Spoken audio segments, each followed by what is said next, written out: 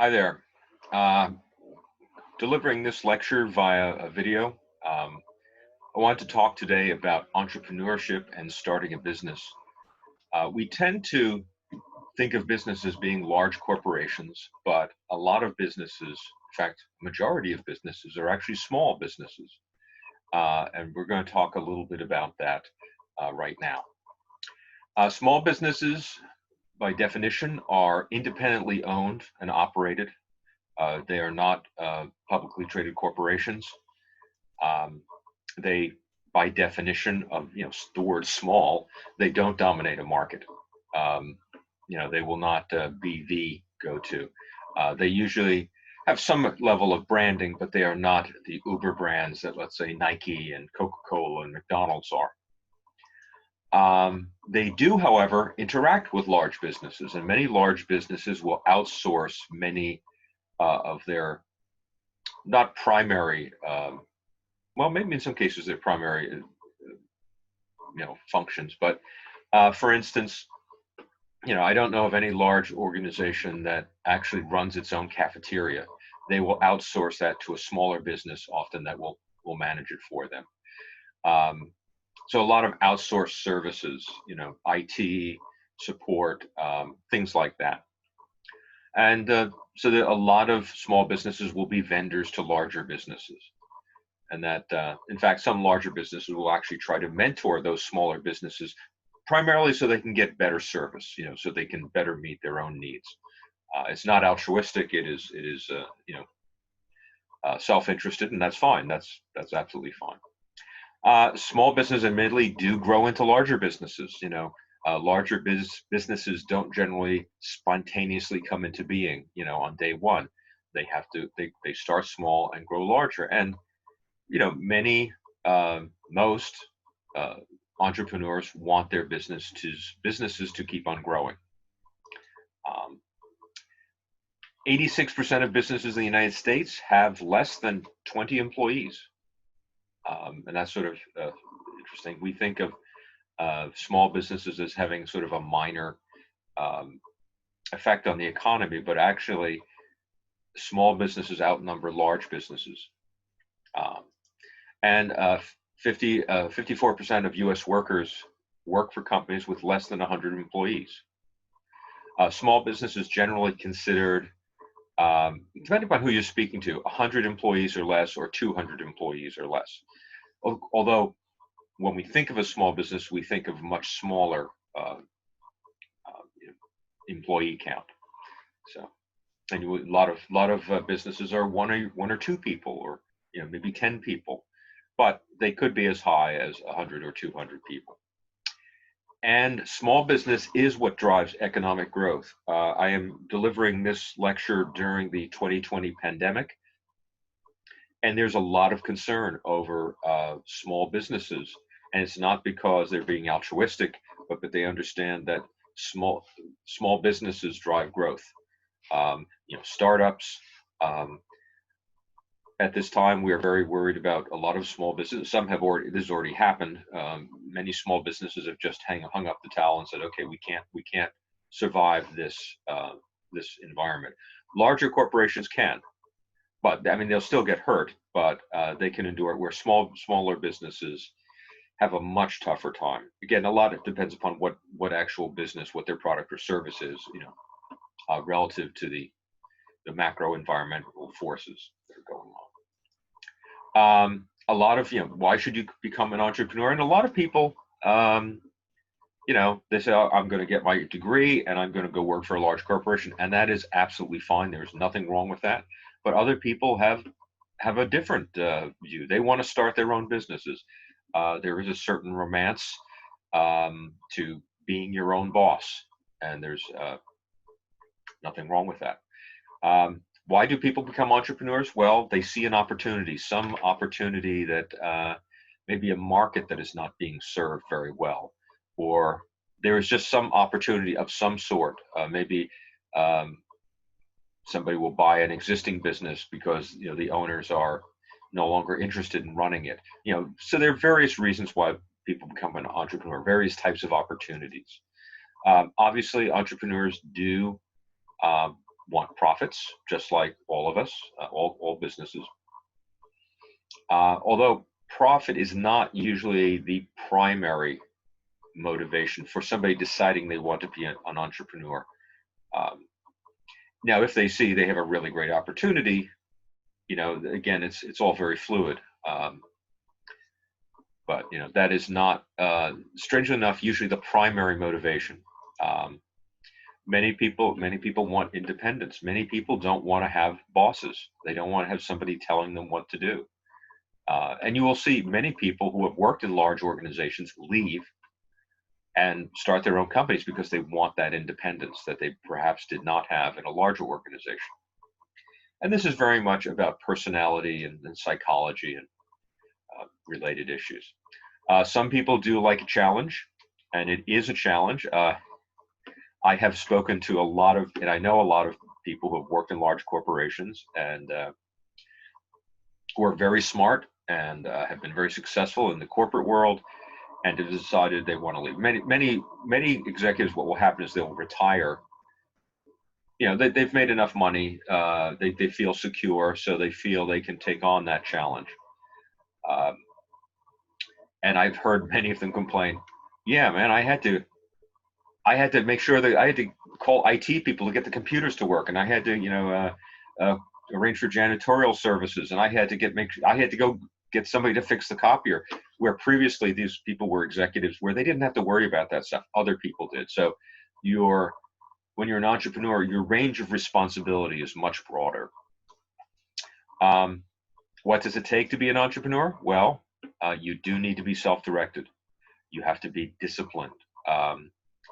There is this sort of cliche that you may have heard. Well, if you're your boss, if you're on your own boss, you're an entrepreneur. You can make your own hours. A little bit, but usually your hours are made by your clients. If you want to sleep in late and party late, is that really going to help you be an entrepreneur? Sleeping late and taking off whenever you want. I know a lot of entrepreneurs, and they work weekends, they work nights. It's but you do have to be disciplined. And I know I felt that when I left the corporate world and I became an entrepreneur, I had to try to maintain that discipline that can easily erode when you're the person who's nobody's calling you and demanding things. And I this is sort of funny. I actually, for the first week or so, actually, even though I wasn't leaving my home, I actually put on a tie.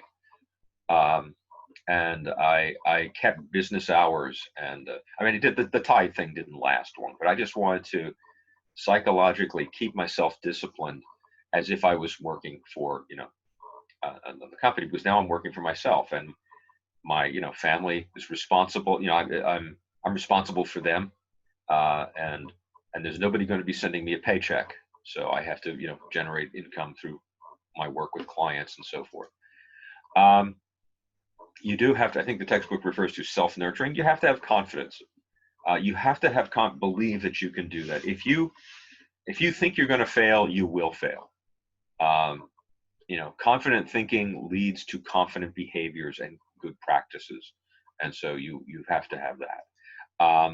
And you need to be action oriented. I spoke to someone, a friend of mine years ago, worked for an entrepreneur, and he was very analysis oriented. And analysis is important, don't get me wrong, but he said, well, we have to make this amount of sales to survive. And and my friend Jody, she said, I don't think this company is going to survive, because he has all this analysis, but he doesn't really have a plan. He doesn't go out and beat the bushes for new customers. And so you have to be very action oriented, and you get up early, you work late. If you have something you have to deliver for a client or a customer, you might do a pull an all nighter if you have to. I'm reminded of actually a comment that Arnold Schwarzenegger once made. Uh, and he was giving a motivational talk or an interview, and he was saying, you have to do that. You have to commit yourself. You don't want to be distracted. And somebody said, well, you have to sleep. I said, well, I sleep 6 hours a night. If you're sleeping 8 hours, he says, sleep faster. You know, and that's obviously silly and meant to be funny, but it also there was a message. You do need to be action oriented, and not everyone will thrive well in that environment.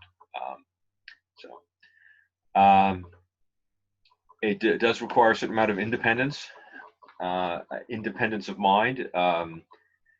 Lots of people will give you advice, and something I've learned about that is a lot of people will give advice, and they have no responsibility for the results of that advice. Oh, you should go do this, or you should go do that. And these are the people are saying these things off the top of their head without often actually doing much analysis.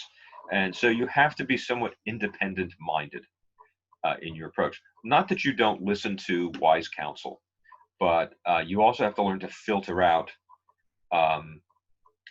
advice that is a little bit fluffy and often I look at some of the people who love to give advice. They actually don't have any experience. They just have a feeling, and you have to be very careful about that. And this is kind of repeating myself a little bit. You do have to be energetic, unless you have some secret sauce somewhere, some magic, some patent or something that you can leverage. It is hard work, and you have to be energetic and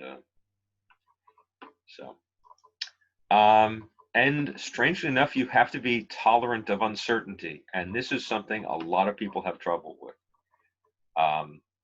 In general, not simply in entrepreneurship.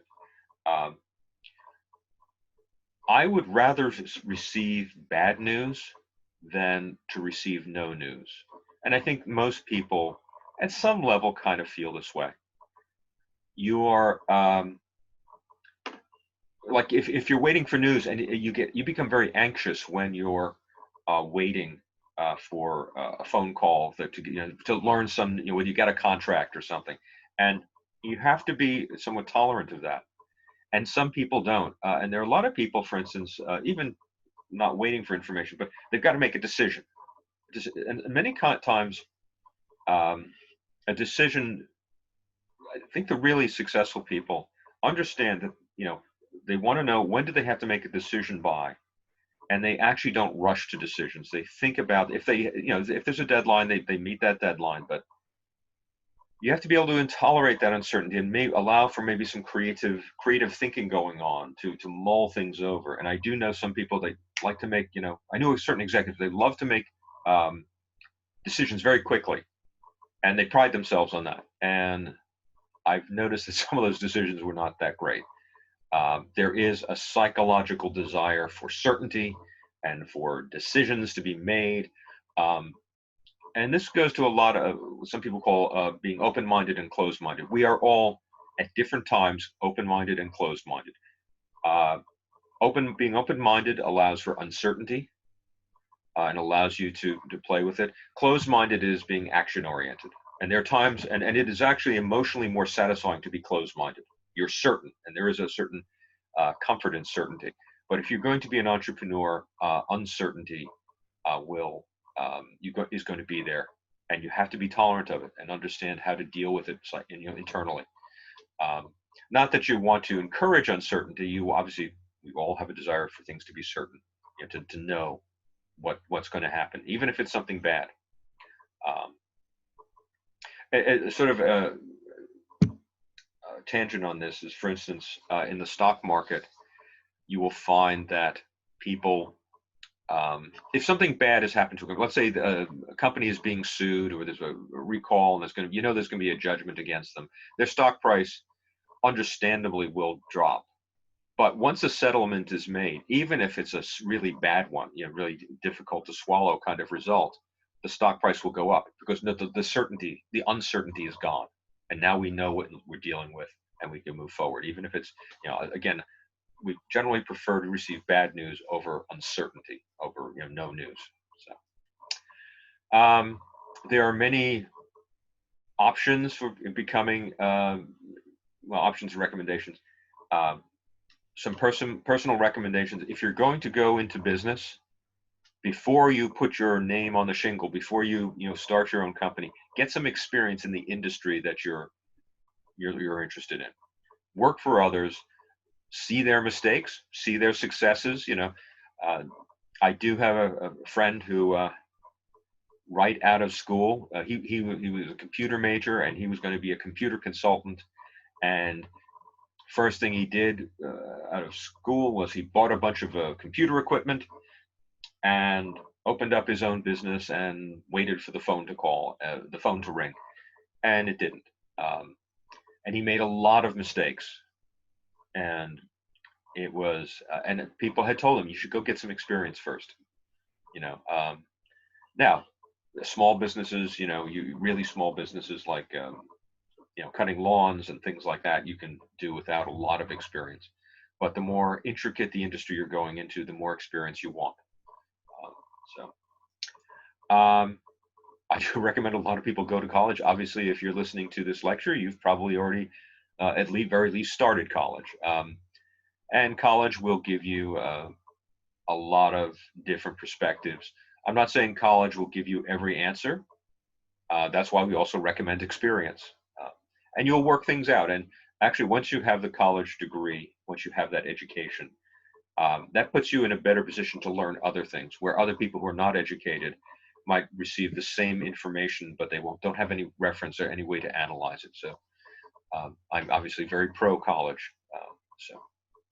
Um, you have a number of options if you want to be an entrepreneur. You can buy an existing business, um, or I guess inherit an existing business if somebody in your family is already running one. Um, you don't have to start from scratch. There's no reason, you want to. That's fine, but there are many people who want to get into business and they'll buy somebody else's business, somebody who doesn't want to run it anymore. Maybe the owners died. Often that's what happens. Many times an owner passes away or an owner has gotten too old to run the business and they will sell it to somebody else. You can buy a franchise. Franchises essentially is where you probably the most famous franchise is McDonald's. I think about 2/3 of the McDonald's restaurants in the world are actually not owned by the McDonald's Hamburger Corporation. They are owned by entrepreneurs who have licensed the name, the processes, the products, the whole McDonald's way of doing business from the McDonald's Corporation. And there are lots of other franchises as well. Jiffy Lube, Subway. Many hotel chains do franchises. The Trump Organization. I'm not getting political. I'm just speaking about the business. The Trump Organization has licensed out his name. Many of the businesses, many of the buildings that have the Trump name on it were not built by Trump. They were built by other people, and that company licensed the Trump name. And Donald Trump, of course, would say nice things about it's a wonderful building. Kind of speak of it as if it's his own. And there's nothing unethical about that. In the same way, think of him like McDonald's. He's licensing out his name. And so, and many franchises are very profitable. I think very rarely do you see a McDonald's go out of business. They can be very profitable, but they are admittedly somebody else's name. And if you're trying to open up your own business for your own ego, your name will not be on the marquee. It will be McDonald's or Subways or whoever is the franchise, and that's completely fine. You can also be what's called a micropreneur. Now, a micropreneur is an entrepreneur who just, unlike other types of entrepreneurs, is not that interested in growing. Many times they are a side business, but maybe people who are just doing things on smaller projects. An example was my mother. My mother liked to sew, and and she would make these. She called it McBee critters, and they were decorative stuffed animals. But she would hand sew them. She would customize them. You know, like ducks with little eyeglasses. Very very creative, and it was a creative endeavor for her. And she would do flea markets and craft fairs and things like that. And she made some money from it, but it was more of a labor of love, something that she just wanted to do. And it was, the primary goal was not profit. It was, her creative, outlet. And there are many people, who do that. And it may be to create a full income. But many cases, probably more cases, it's a supplementary income, and there are a lot of people who do that. Um, in most cases, you will need to write a business plan, particularly if you want to get financing. Um, Nobody's going to loan you money or invest in your business unless they know your plan. And there are many people who have not, gone and requested loans, and they couldn't get them, not because of any other reason except their business plan was poorly written. In fact, I remember one gentleman, I think in Newark, he wanted to open up a chicken restaurant, and he went to various loans and various banks and to try to get loans, and he was turned down universally. And he thought, oh, and the gentleman happened to be black, and he said, well, this is racism. And then he went to the Small Business Development Center at Rutgers, and there are a number of colleges that have small business development centers. It's sort of a portion of the Small Business Administration, which is supported, as part of the federal government. And he was taken under the wing of one of the people who work there, also a black gentleman. He said, "Stop it with the racism." He said, "These people are not turning you down because you're black. They're turning you down because you have a really poorly written business plan." And so he taught him how to write the business plan, and he went back to those same banks, and he got the loans. Um, you know, the people at banks, it is their responsibility to earn money to cover the interest of their depositors, and so it was about business. The first part of your business plan is going to be an executive summary. Strangely enough, it appears first, but it is the last part you should write. Because it has to summarize what comes later. It is the person who's going to read it. Listen, we've all started reading things, whether it's a book or a magazine article, something, and we just decide we don't want to read anymore. So the purpose of the executive summary is to encapsulate the key elements of the business plan. What is so important? What is so wonderful about this business plan, this business idea, the situation, whatever it is, and to excite the reader about it before they go on to the other sections. And it does have to be done in sections because often people who are being approached for money will look into jump to different sections. So it has to be clear how to find the information in different sections. There needs to be a section discussing what the product and service is and what differentiates it from any competitors that are out there. Why is your product or service better? Or does it reach, or does it special in some way for a particular, target market? The marketing plans of how it will be marketed, to whom it will be marketed, company status and history. Your company may have been established for a while. It may be brand new. If it does have a history, you need to put that in there, as well as any key personnel, the management team. And I have heard from a number of venture capitalists. These are people who invest in companies, small companies. They want to know who they're investing in. They're investing more in the who than the what. If these are people who are in your management team, have great experience. I've worked with a number of companies who have had excellent, small startup companies have had excellent management teams. A lot of the people had worked previously for large corporations. They had deep backgrounds in their field, whether it was research or legal or finance or marketing or whatever their area was.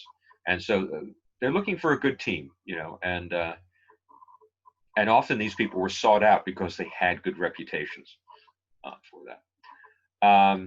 Any financial history, if you have a company, any previous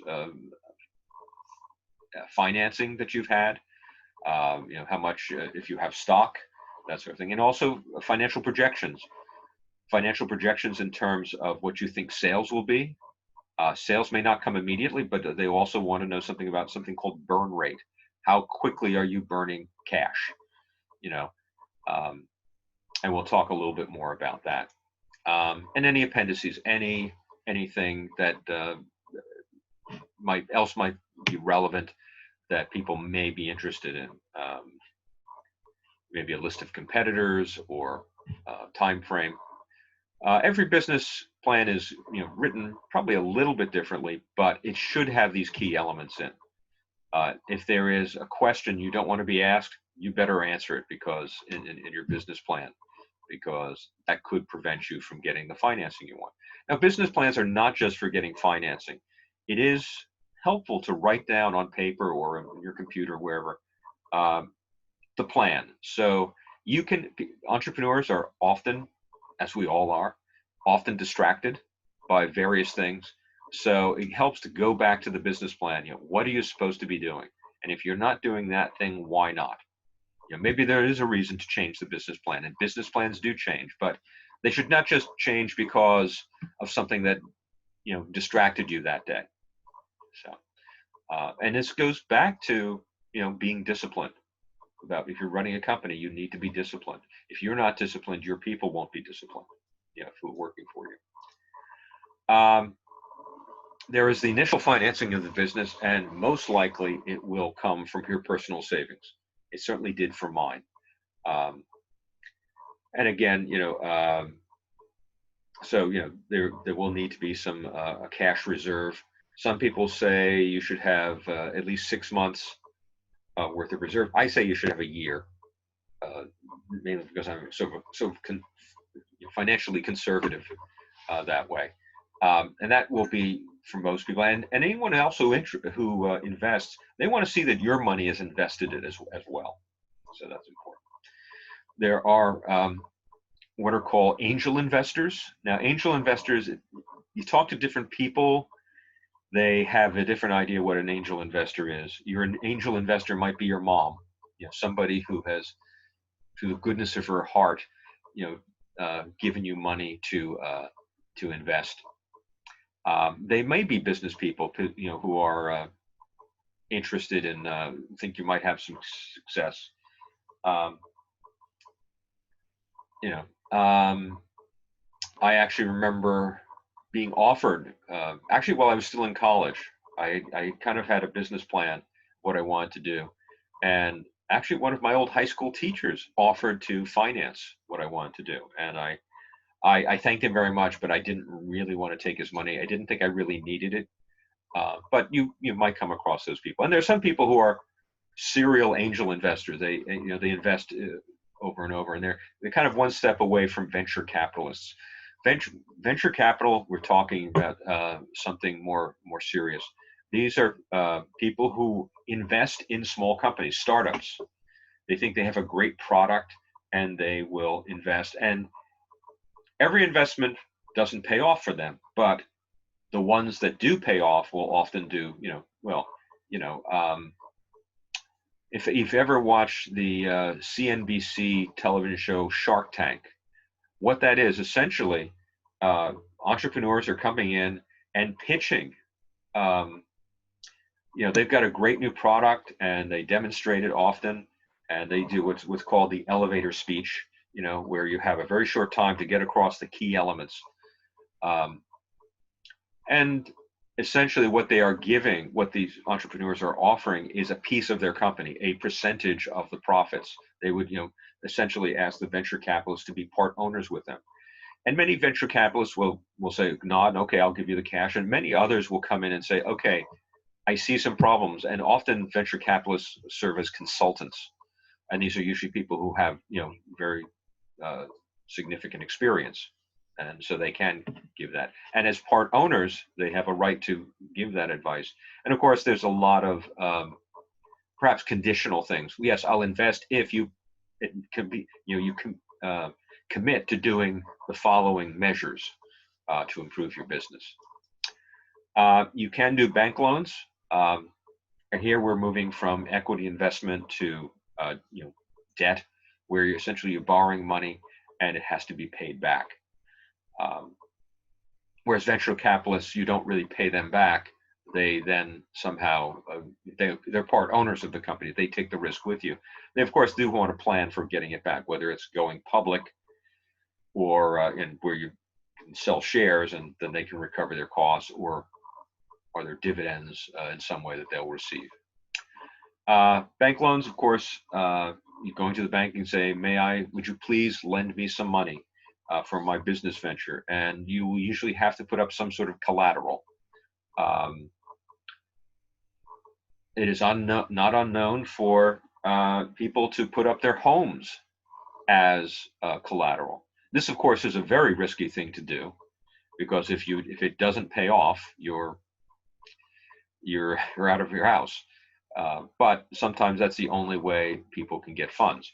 I don't generally work in this area. I'm more of a marketing consultant. However, for one client, I went to the bank on their behalf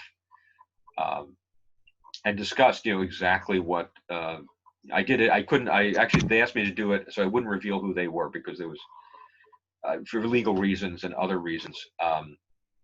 They asked me if I would go to the bank and make the inquiry, and the bankers asked me, okay, what collateral will there be? And what they're asking, well, they asked about, there were a lot of computers in the building. It was essentially a group who were going to buy this other business. And they asked about the assets, and there were not enough assets to provide collateral, and said, well, if you want us to go ahead, the people you're representing will have to put up a significant amount of cash. And to be quite honest, if they can put up the cash, they don't really need our loan. So, that was sort of my taste of finance, entrepreneurial finance. You can get government loans. These are usually the creditors of last resort. And they have certain criteria for that, and usually you have to be maybe in an enterprise zone or some other thing that the government wants to invest in a business in a particular area, maybe in a particular industry. Okay. So, you have a lot of ways to get money. And the question is, what do you want? Obviously, personal savings are convenient if you have them. Borrowing money from friends and relatives, I personally always want to stay away from. There is also, somebody has also said you can also use credit cards, but that is the worst type of interest too. Credit card interest is very high, and generally you want to avoid that. Various reasons for business success is hard work, and I've mentioned hard work before. You have to have that drive and dedication. There also needs to be strong market demand for your product or service. Without that, you're not, no matter how hard you work, if nobody wants to buy your product. And actually, I was approached by an entrepreneur, and he wanted me to do some marketing for him.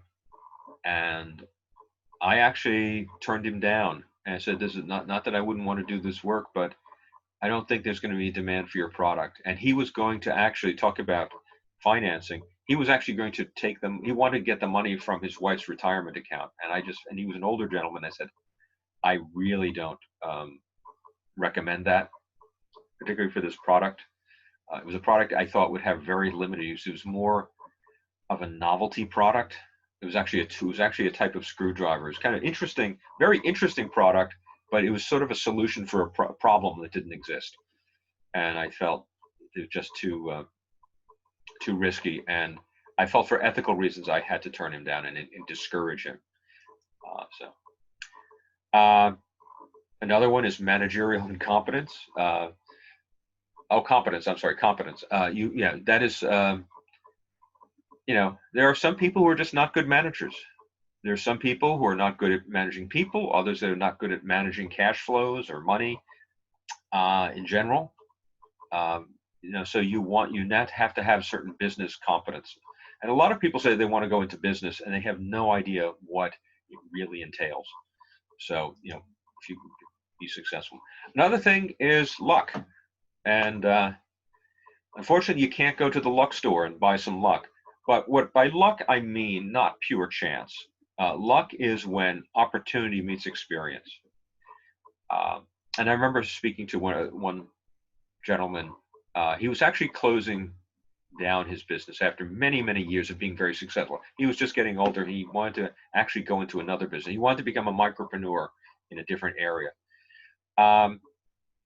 But he had been enormously successful, and I said, you've been very lucky, and he got a little offended, as if it was chance. I said, no, it's there were opportunities for you, and you had the experience to take advantage of them. So luck is not one thing; it's actually two things that have come together: the opportunity and the experience and the ability to take advantage of that opportunity.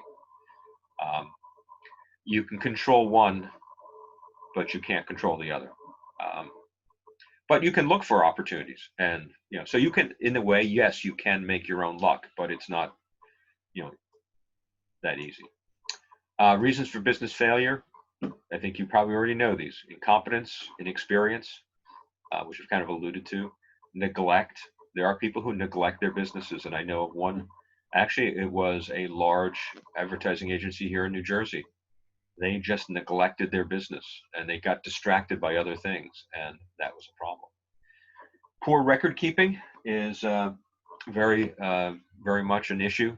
There are a lot of people who, don't keep track of things, and that usually ends poorly, particularly in the financial area, particularly in the taxation area. You have to have those receipts, things like that. Mismanaging credit, and we'll talk more about this when we talk about finances, how credit has to be managed. You can't take too much credit, but sometimes you need to have at least some, and you need to manage when it comes due. It can't come all due at once, and you have to plan for when it does come due. Will you have the funds to cover that? And poor pricing is another one, and this is one we will talk about when we talk about marketing, talk more about pricing, but a lot of people wrestle with how much to price their products for. They're afraid to price them too high because they don't want to miss people saying, oh no, that's too much.